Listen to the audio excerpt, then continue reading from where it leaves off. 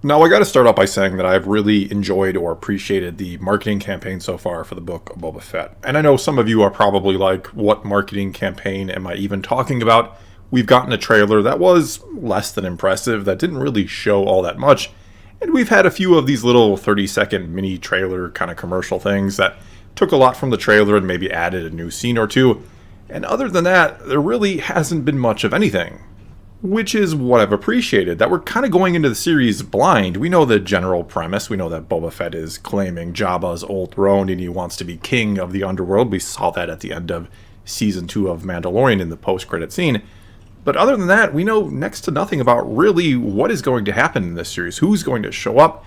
And it leads to a lot of fun speculation, of course, but it also just lets us enjoy the show as is, as we get it. It's going to be nice to get these surprises instead of knowing ahead of time that they're coming. In fact, they've been so secretive about Book of Boba Fett that just today in an interview with Robert Rodriguez from The Hollywood Reporter, we learned that everything we've seen in the trailers and those little mini trailers comes from the first half of the first episode. They don't even want to show anything from the second half because that already has some big surprises. And they say him and Filoni and of course Favreau, who are all attached to this thing as well, they're saying that there are tons of surprises in every single episode, which is fantastic because we can, right now, only really guess at them. And then when we compare that, the marketing for Book of Boba Fett, to the marketing for something like Spider-Man No Way Home, and I know there are differences here, obviously they are not a direct comparison. One is a movie, one is a series. Either way, when we look at the marketing for Spider-Man No Way Home, and no spoilers in this video, I haven't seen it yet, I'll be seeing it tomorrow, though do tread cautiously in the comments because people do like to spoil things. Anyway, the marketing campaign for Spider-Man No Way Home has pretty much been the opposite of the Book of Boba Fett, where that series is doing everything they can to keep every single little detail, it seems, under wraps. We have had a lot of things spoiled right in the trailer for Spider-Man No Way Home. Some pretty big characters coming back, or should I say coming from different universes, essentially. And don't get me wrong, I understand the point of marketing is to hype up your product, to get people to want to see it or buy it and so on. I get that. I'm not saying they are wrong for the way they have handled things, but could you imagine if they had tried everything they could to keep this movie under wraps, and if people had gone into it and had all these reveals, how amazing that would be? Now, I know, in today's world that is next to impossible, which is why I do credit Book of Boba Fett and The Mandalorian for keeping Grogu under wraps. I credit them because that is not easy to do. And we have heard about the legendary security of Lucasfilm and their NDAs and so on, even though the entire plot of The Rise of Skywalker leaked early. But my point is, could you imagine if we went into Spider-Man No Way Home knowing almost nothing about the film, and then got whatever the movie is going to be? I haven't seen it yet, but I'm assuming there are going to be a lot of spectacular moments that have already kind of been ruined in a way because we know they are coming. Not to say that there won't be some that we don't know are coming, but my point is, could you imagine if they had tried to do the marketing campaign for Book of Boba Fett with Spider-Man No Way Home? Do you think it actually would have drawn more hype if they had kept everything as, under wraps as humanly possible? Anyway, that said, I don't really think I can fault their marketing campaign. This is probably the most hyped movie since Endgame, and before that, I don't know what movie would have seen this level of hype, to be honest with you. Maybe the first Avengers, maybe even something as far back as The Phantom Menace, which is kind of pre-internet or early internet days. And so again, I can't really fault them for the way they've marketed this, but I can wonder what happens if they kind of had gone the opposite route. And now they've hyped this thing up so much that it has to live up to the hype, which there have been other movies in the past that didn't do that and have caused some major issues. Now, I haven't read any reviews. I haven't talked to anybody who's seen it, so I have no idea. This might be the perfect movie for all I know. Though Kevin Feige, a few months back, I think early November, he did say that people should lower their expectations just a little bit on this thing. Even a month and a half ago, the hype was kind of getting out of hand. And, we don't need another Last Jedi type incident where a movie gets so hyped and then, well, you might love it, you might hate it. But either way, that movie did get so much hype that it was very difficult to ever live up to that hype, even if it had been a fantastic film.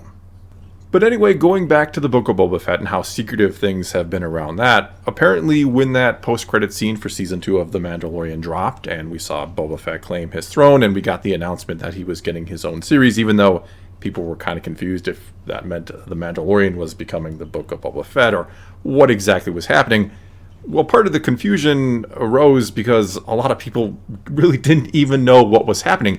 Even people within Disney and Lucasfilm were surprised that this announcement had happened. That is how secretive they have been with this series. Even Ming-Na Wen, who plays Fennec Shand, when she was asked to come back, she didn't know what show she was going to be on. She thought this was for season 3 of The Mandalorian, and turned out she didn't find out until basically filming that it was actually a totally different series.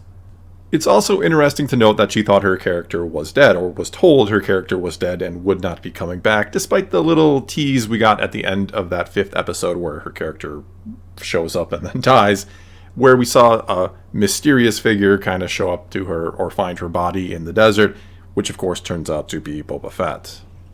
But moving on now and getting to my opinion on marketing here and what I think is too much and too little.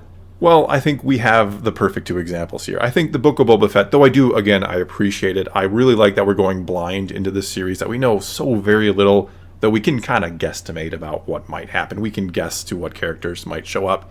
Anyway, I think it might be a little too secretive. I think there should have been another little nugget or two in the trailers or somewhere that really let us know what this was going to be about. Again, outside of Boba Fett just trying to become the king of the underworld. On the other side, though by no means the worst offender in history, there have been trailers that basically tell you the entire movie, but I do think Spider-Man No Way Home shows a bit too much in the trailers. I wish they would have tried a little harder to keep this thing under wraps and to just really surprise us with what the movie turned out to be. And again, for all we know, or for all I know, others have seen it, for all we know, it will be a huge surprise. For all we know, there are some big reveals and twists to come in the film, and I'm sure there are. Still, I wish I could go into this movie tomorrow not knowing as much as I already do. I wish I could go in with a blank slate like we are with the Book of Boba Fett.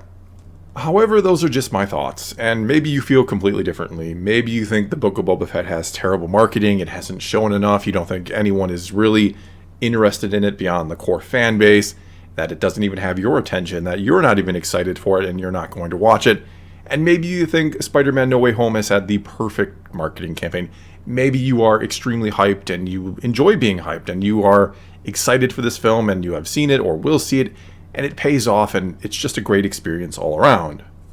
And don't get me wrong, I also understand these are different experiences. One is a series you're going to watch from home over the course of several weeks, while the other is a movie you're going to watch one time in a theater, or maybe multiple times if it's really good. So the approaches have to be different. The movie only needs to get you into the theater that one time and get your money, and then you can be on your way. Now, hopefully you enjoyed and spread good word of mouth, but even if you don't, they have your money. While the Book of Boba Fett, the series does have to keep you hooked for multiple weeks, so they will be less prone to, of course, show you things that are going to happen down the road. They're going to want to keep the mystery going for as long as possible. Because the last thing that series wants to do is have shown everything in the trailer so that when you watch the first episode, or maybe the first 2 episodes, you begin to think, well, I know exactly where this story is going, I know many of the beats, you showed them to me in the trailer, so why do I need to keep watching this when I have a really good understanding or really good idea of what is going to happen? But anyway, I think that's where I turn it over to all of you and ask what you think. Which approach do you like more, or does it really matter if it's a film or series? Is that greatly important, and do you think, depending on which one it is, a different sort of marketing campaign needs to be had? And I think to a degree, of course, you do.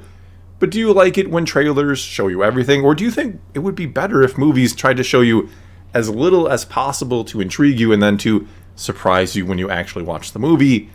Or do you think everything should be shown, or a lot should be shown to get your hype level up there, and then you see it in the film, you have what you thought was going to happen pretty much confirmed, with maybe a few surprises in there?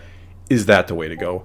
Whatever you think, leave a comment below, and let's talk some Star Wars and some Spider-Man.